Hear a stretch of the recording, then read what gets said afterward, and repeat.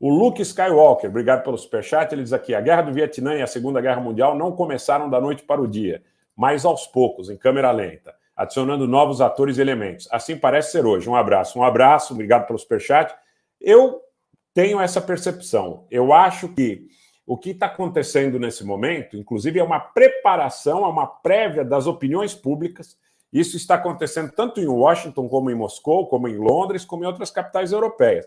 Há uma preparação da opinião pública para um acirramento praticamente inexorável. Não há como imaginar, gente, que agora, na condição que nós chegamos... Eu conversava agora há pouco com uma pessoa que tem familiaridade no meio diplomático e familiaridade e proximidade com o meio diplomático russo. E ele me disse o seguinte, para a Rússia, nesse momento, existem duas alternativas. Uma alternativa é entrar de maneira, vamos dizer assim, absolutamente difícil de imaginar como termina esse conflito, ou seja, uma guerra de desgaste, e a outra é a utilização de algum tipo de armamento tático. E não chegou, e eu tentei tirar esse termo da boca desse interlocutor, mas ele não usa a palavra nuclear. Mais de uma oportunidade, mas ele diz, olha, a Rússia ou entra numa guerra de desgaste, que certamente não lhe é interessante e favorável, ou ela parte para a utilização de um armamento tático, né? Então, eu vejo com muita preocupação a ideia, por exemplo, do Patrushev, de que é preciso preparar os bunkers das regiões fronteiriças em relação à Ucrânia, porque isso pode antever o quê? Que a Rússia esteja planejando uma ação muito forte e que essa ação muito forte possa, eventualmente, ocorrer além das fronteiras ucranianas, esperando algum tipo de ação retaliatória, porque o tipo de ataque que até aqui os ucranianos têm colocado contra as fronteiras sul e leste da Rússia são ataques que eu ousaria dizer o seguinte, que eles não ameaçam os russos a ponto do Patrushev dizer, olha, nós vamos verificar as condições de estabilidade e utilização dos bunkers, porque a situação chegou num ponto que nós precisaremos pensar na utilização deles. Então, eu acho, Canal Defesa e Tecnologia, eu acho. Essa pergunta é difícil, tá? Mas eu acho sim. Eu acho sim que a Rússia pode temer que haja um ataque, inclusive com a utilização de um armamento nuclear tático, contra as suas fronteiras. Eu acho que a opinião pública no Ocidente, a opinião pública na Rússia, a opinião pública em Londres, de um modo geral, nos Estados Unidos, está sendo preparada para receber notícias dramáticas nas próximas horas. Eu tenho essa impressão, tenho essa percepção.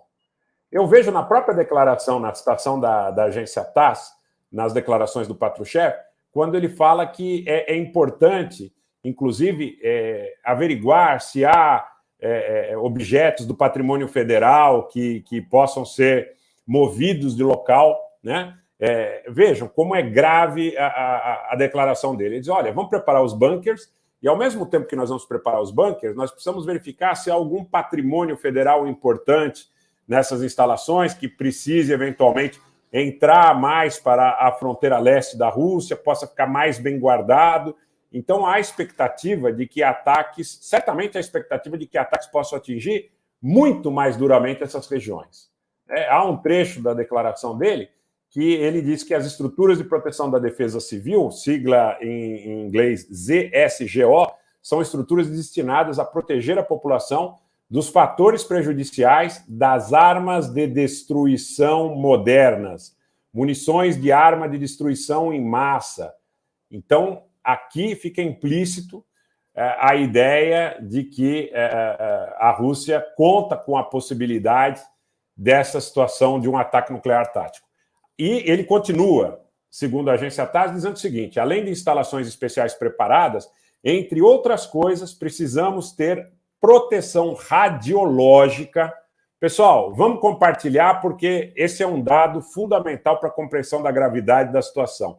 Vamos caprichar no like, já somos mais de 5.300 pessoas entre as 4 plataformas. Vamos caprichar no like, pessoal. Vejam, além das instalações especiais preparadas, entre outras coisas, para proteção radiológica, estas podem incluir estruturas subterrâneas de infraestrutura urbana, como passadeiras de pedestres e coletores. Fissuras, abrigos e porões de prédios podem servir como os abrigos mais simples. E Patrushev propõe dar especial atenção à segurança com relação a possíveis ataques químicos, vou repetir, químicos, biológicos e nucleares do Distrito Federal Sul.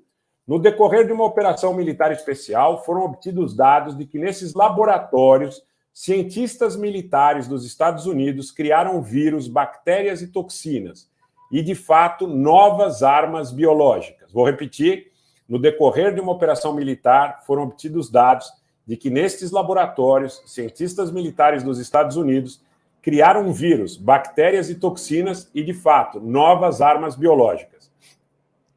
A fase ativa de criação na Ucrânia de laboratórios biológicos, sob controle do Pentágono, começou em 2014, imediatamente após o golpe de Estado provocado pelos Estados Unidos e Grã-Bretanha, cujo objetivo era criar um Estado hostil ao nosso país, completou o secretário do Conselho de Segurança da Rússia, o Patrushev, dizendo que a região, em especial a região sul, mas também a região leste, devem estar preparadas para um ataque que pode utilizar armas de destruição em massa. Tá? Essa é a situação. A situação gravíssima.